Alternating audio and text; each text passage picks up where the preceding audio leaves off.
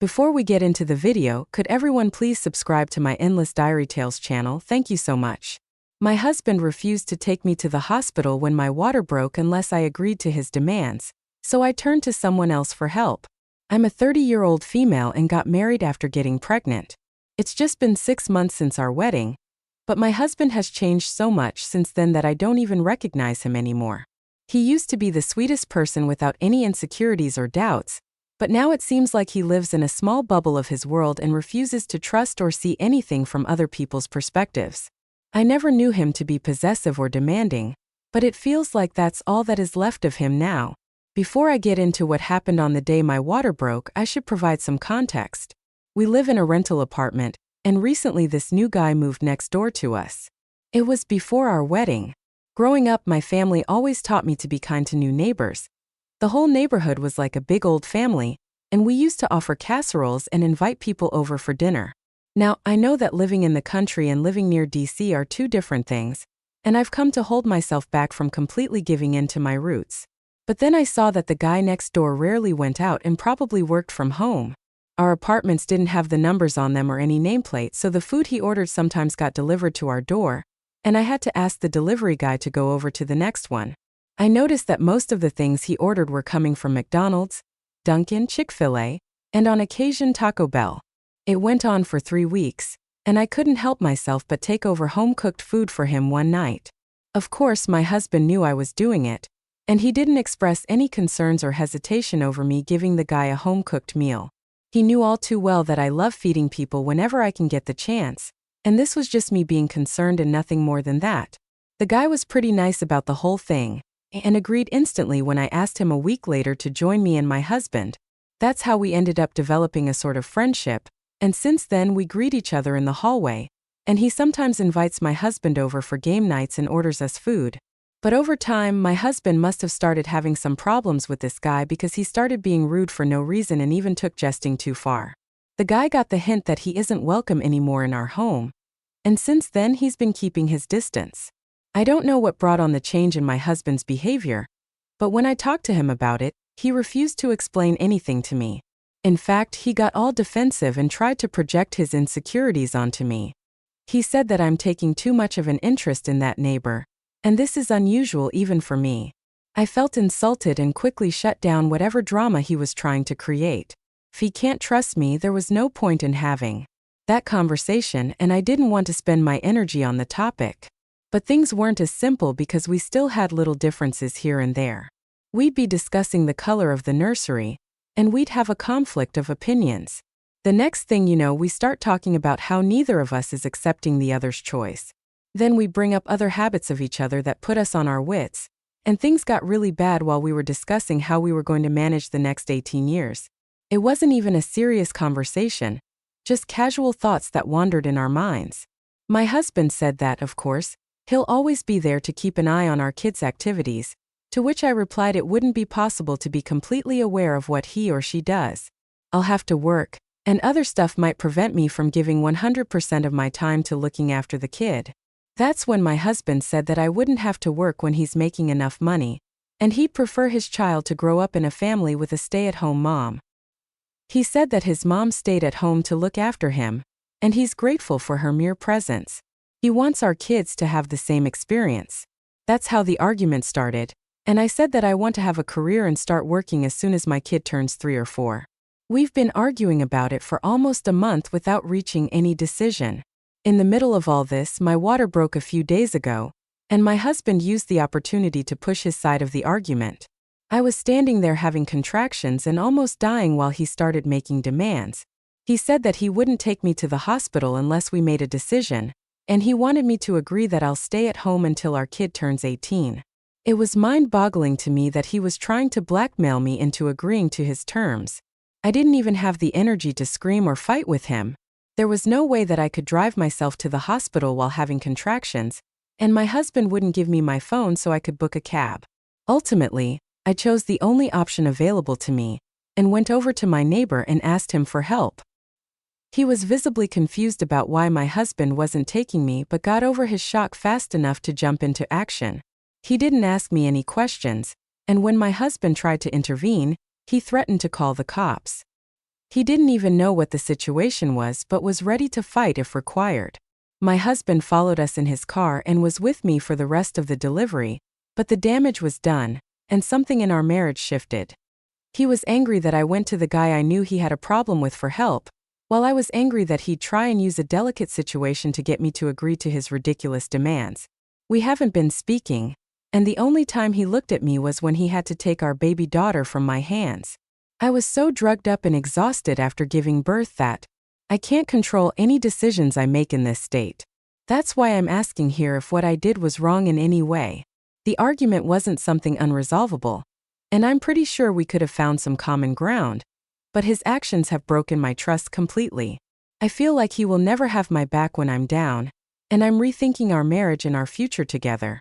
Am I being an a-hole here, or is he the real a-hole? I got discharged today and have asked my mom to stay with me for a while. I was uncomfortable being alone in the same house as my husband, especially in a condition where I can't even support myself without something to hold on to for walking. I know I'm being paranoid about everything after the incident before the delivery, but I can't help but not trust him. That man tried to use my weakest moment to negotiate the terms of our marriage.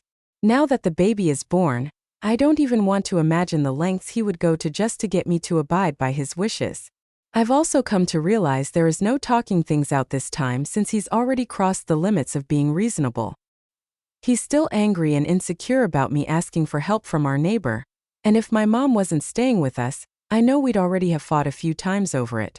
Thankfully, my mom keeps him under control because she isn't the type who'll be afraid of calling the cops at the slightest hint of danger. As for my baby, she's the best thing that has happened to me. But I can't even be completely happy about this miracle because of how scared I feel. I don't know if all of this is still hormones or if the bond one had with my husband is completely over, but I know for certain that I need to figure out what I'm going to do in the future if things don't change. We finally had a civil discussion after 2 weeks of toxic silence. It was exhausting to keep up with this in my own home and with the baby on hand. So, I told my husband we need to talk about what happened and address what went wrong. I thought he would have cooled down and would have realized how wrong his actions were, but I was proven wrong the minute he started speaking. He said that if I'm ready, I should explain why I doubted that he'd let me suffer while having contractions and why I took things too far by asking for help from the man down the hall when I knew he had problems with him. I told him that I was probably an inch or two away from bursting open, and he used the moment to make demands from me. He was the reason I had to ask for help because he took my phone away. I told him that if he still thinks what he did was right, then I'd have to reconsider our entire marriage because that was plain disrespectful, and I can't trust him with anything. We continued pointing out things that were wrong, and I really tried to see things from his point of view, but there was no justifying his actions. He also refused to apologize for what he did and even went so far as to say that if he had to do it all over again, he wouldn't change anything. That was probably the point where I realized how pointless it all was. I've decided to end our marriage and move forward because even if somehow we tried to move forward, I'd always have my guard up around him. It took us 4 months to finalize the details of the divorce, but it's over now. It's funny how this all happened because my ex-husband wanted to have a traditional family where his kid grows up with a mom who's available 24/7 and a dad who works. Now we have a kid growing up with divorced parents. It's decided that my daughter will stay with me and my ex-husband will visit on the weekends and take her. The divorce process itself wasn't complicated, but to break up a marriage that was all good and suddenly blew up in a moment was hard. But things changed and so did our relationship. Now I'm just trying to live a life for my daughter. My husband is supporting us with alimony, and I'm going to take a few years before I start to look for a job, but I hope things will be okay. NTA, your husband is the real a-hole here for leaving a pregnant woman in labor standing there, and not taking you to the hospital. It wasn't the flu or something that you could have recovered from. Things could have gotten way more serious really fast and you should leave that kind of man. NTA, you're not the a-hole here. And that man needs to realize how stupid what he did was. Even if we exclude everything else, the decision to use your labor as an opportunity to negotiate can be considered harmful, and you should divorce a person like that. I, a 36-year-old female, am engaged to a wonderful 41-year-old man, Mike. We both have children from previous relationships. I have a 14-year-old daughter, and he has a 5-year-old son, Luke. Luke's mom is Mike's ex-wife, Ashley. Ashley has had some issues with never telling Mike no about taking Luke on nights we weren't supposed to have him. He's canceled dates with me and family trips, etc., because Ashley asks him out of the blue to take Luke with some frequency. He used to be much worse about it, but he's gotten better and has only been asked as a last resort. Well, this past Friday, sure enough, Ashley calls us asking us to babysit because she has concert tickets for Saturday night. Mike had to work, so he wasn't able to, and then it turned to me. I had already made plans that evening to have a mom-daughter date with my daughter. I had reserved us manipitas and a nice dinner. These mom-daughter dates are important to my daughter, and me since she is going through the mess that is puberty. I told Ashley I had other plans. I figured she's got enough family, friends, and money. She alone makes the same amount Mike and I make, not counting the child support he pays, to figure something out on her own. I was wrong. Saturday came and she was in a tizzy, blowing up Mike and my phone, begging us to take Luke that night. I stood firm and told her no and that my time with my daughter was more important to me than her going to some concert. I silenced my phone and took my daughter on a date. We had a wonderful time and an amazing dinner. We came home to find Mike royally angry with me. Ashley, her friends, and her family had spent all evening calling him, yelling at him, telling him how unreasonable I was for not watching Luke, and that I'm obviously going to be a bad stepmom since I didn't care to watch him. Then the custody threats started, how they'll take away Mike's weekends with Luke, etc. He wasn't able to reach me since I had silenced my phone. It's calmed down a little since then, but now Ashley is demanding I refund her the $300 she spent on her ticket since she couldn't go because I refused to watch Luke that night. Mike and I have been saving up money bit by bit to take my daughter and Luke on a trip next year. Mike is just telling me to give her money from it and avoid the fight, but I don't want to. If we give in to these demands, she's just going to continue these behaviors and using us. Ite for not watching Luke on Saturday and Wipta if I don't give her the money she lost? NTA, but you don't have an ex-wife problem. You've got a fiancé problem. How dare he get upset with you after the way that psycho acted? He knew full well what was going on. Why would you accept that kind of reaction? I would feel so betrayed. You need to make it clear in no uncertain terms that this level of manipulation and abuse will not be tolerated. As another commenter brought up, save all the evidence of threats regarding custody and manipulation of money for the courts. You should both take these threats seriously and get ahead of them by contacting the judge. Do not be passive and tell your man it's time he stood behind his soon-to-be wife. NTA, tell Mike to grow a brain. Does he really think his ex will get anything in court? She's throwing a hissy fit since she didn't get her way. A judge isn't going to cut the kid off from his other parent for that, not when it's her custody time. Why the hell does her family even have his number? And why the heck does he communicate with them? He shouldn't even be answering their calls. Block them and be done with it. If Ashley's family finds a way around it, change numbers. If she gives her family the new number, then Mike needs to take her to court and have it put in that she can only contact him through a parenting app. Document how often she dumps the kid on you all and go for more custody. With the way Ashley is, there isn't much for Mike to lose. He can keep the same custody and still be alienated. NTA, this wasn't an emergency situation that you refused to help with. She should have arranged a sitter before buying the tickets or asked you long in advance. Her missing out on the concert is her own fault. Your fiancé is T for taking out his anger and fear on you. She will never stop until he stops cowering to her threats. Time and the extra time she asks, then she doesn't have a leg to stand on.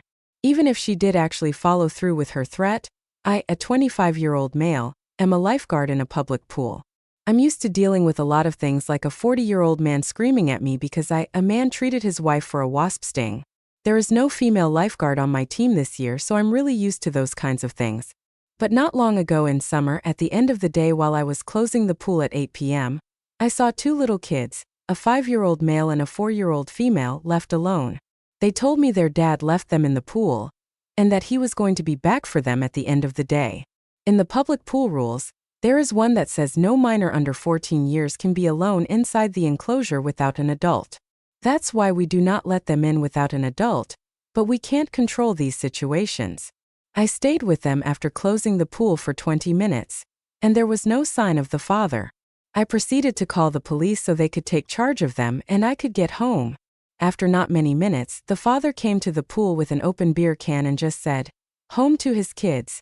Not even a thanks for taking care of them. After my 10-hour shift, I stopped him and made him wait because I called the police. With a horrible beer breath, he started yelling at me that they were his kids and he was going to take them home. Asking why I called the police, claiming he was just in the nearest bar to the enclosure and hadn't abandoned his kids. When the police officers arrived, I explained everything and left for home. I did not see those kids or the father anymore in my pool, and I think I caused that. I'd for calling the police? Maybe I should have waited 10 more minutes before calling. And the pool isn't a cheap substitute for daycare. This is coming from a parent that trusted their kids earlier than most. I'd be good with stepping to the washroom or watching from the gallery at 6, but wow, 4 is too young. At that age, I was in the pool with them. Heck, I was in the pool until they were 6, as they wanted me engaged with their play. Good job calling the cops. Up to them to call CPS. And you should not have done anything differently other than not calling the cops immediately. The father was lucky that you were gracious enough to allow him the 20 minutes that you did. No one is allowed to drink and drive, full stop. You potentially just saved multiple lives by stopping this disgusting excuse for a father from leaving with those poor kids. Who in the hell leaves 4- and 5-year-old kids alone near water? The negligence and entitlement here are appalling. I'm so sorry for those kids. Thank you for notifying the authorities. CPS needs to know that this is going on in that home. If he did this at your pool, how many other risks has he taken with his children's well-being? He is a degenerate alcoholic. You chose not to enable that. You did the right thing.